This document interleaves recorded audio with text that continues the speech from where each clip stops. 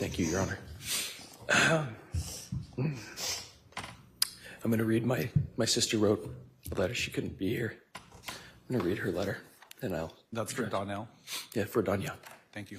Thank you. Hello, my name is Dawnielle Haacke. I am the oldest sister to Brandon Boudreaux. 6 years ago, our world was rocked in ways none of us could have predicted. I am not unfamiliar with the criminal justice system. I worked within it for over 10 years, but it had never touched my life personally until it did 6 years ago. I watched as my brother Brandon had his entire life ripped apart with absolutely no warning.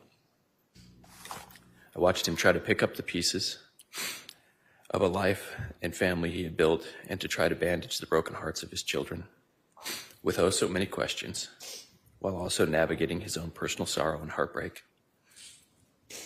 I held him and cried with him and offered what little advice I could with all the love my big sister heart could give him.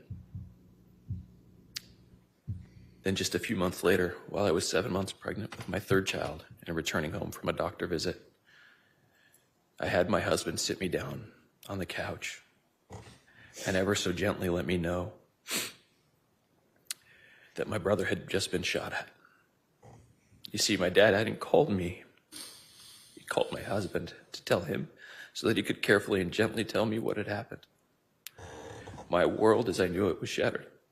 All of a sudden, I was living in a paranoid, anxiety-filled, fear-driven nightmare.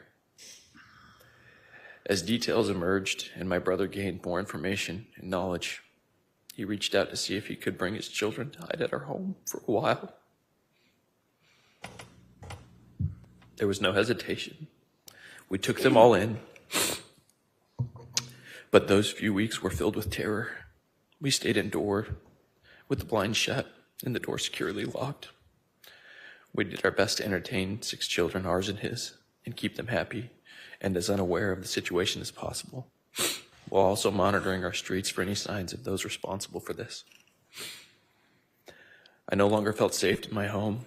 Leaving meant constantly checking behind and around me, making sure no one was following or watching us.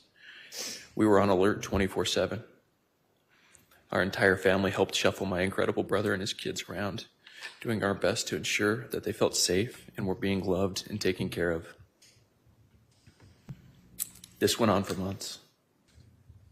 Once those responsible were caught, we felt some relief. However, more details continued to merge, and my brother's life continued to get thrown for loops. Our family has come out of this closer, stronger, and more unified. We have held our tongues, never having spoken our truths, so as to allow the judicial system to do what it is designed to do, bring some justice to all of the victims. The big sister and me wanted nothing more than to take care of my little brother and his sweet children.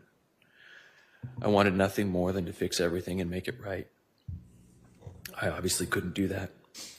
I watched as my brother experienced the most horrible things and do so with grace, love, and humbleness that I don't know I would have had.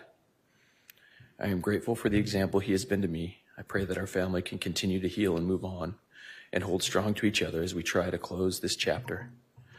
So many lives were impacted by such selfish choices. I'm forever grateful that my brother was spared that day. And I know that for me, I will never be able to go back to being blissfully unaware of the horrific choices people can make for the most unimportant and selfish reasons. Thank you for your time, Dawnielle Haacke.